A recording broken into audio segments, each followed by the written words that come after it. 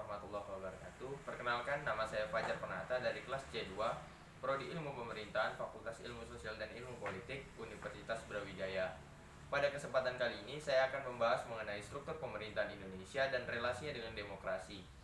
Yang sebelum kita membahas lebih dalam, kita harus tahu terlebih dahulu apa itu sistem pemerintahan.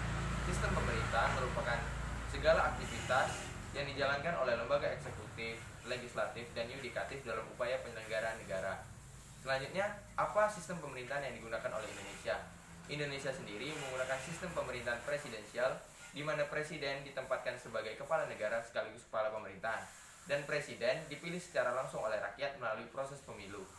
Selanjutnya, apa konsekuensi dari sistem pemerintahan yang dianut oleh Indonesia? Sistem pemerintahan presidensial ini memiliki konsekuensi yang menguntungkan dan konsekuensi yang merugikan. Yang pertama, kita akan membahas tentang konsekuensi yang menguntungkan. Akibat dari sistem pemerintahan presidensial ini, kinerja badan eksekutif akan lebih stabil karena tidak tergantung pada parlemen.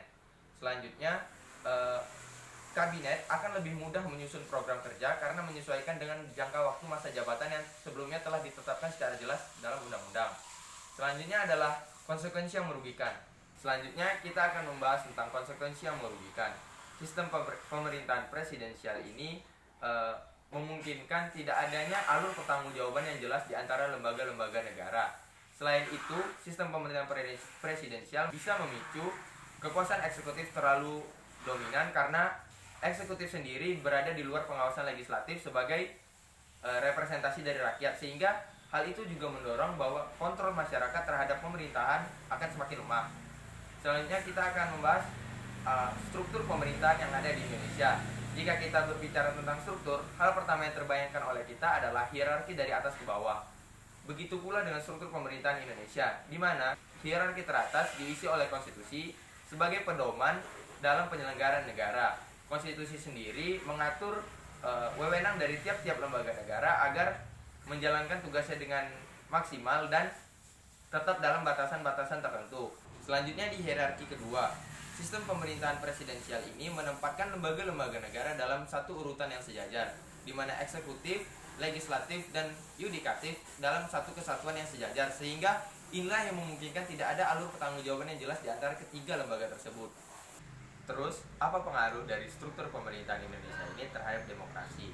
Sebelum kita membahas kaitan di antara keduanya, kita harus terlebih dahulu tahu apa itu demokrasi.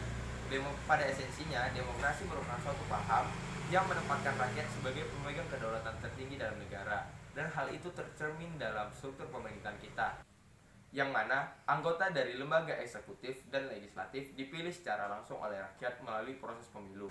Selain itu, ada kriteria lain dari demokrasi. Salah satunya adalah tingkat partisipasi rakyat dalam penyelenggaraan pemerintahan.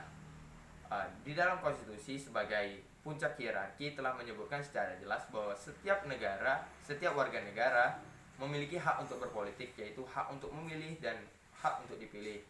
Selanjutnya, demokrasi juga menuntut setiap negara untuk menjunjung tinggi nilai HAM, dan itu tercermin dari ditempatkannya konstitusi di hierarki pertama, yang mana konstitusi bertujuan untuk membatasi kekuasaan pemerintah sehingga hak-hak dari setiap warga negara dapat terus dijaga. Demikian pemaparan singkat dari saya mengenai kaitan antara struktur pemerintahan Indonesia dengan demokrasi. Semoga video ini dapat mengedukasi kita semua dan dapat dijadikan pembelajaran. Akhirul kalam, wassalamualaikum warahmatullahi wabarakatuh. Dan satu lagi guys, tidak ada contekan yang ada di bawah. Contekan, lihat kamera ke bawah. Nah, tidak ada contekan guys. Saya tidak pernah menyontek. Bye.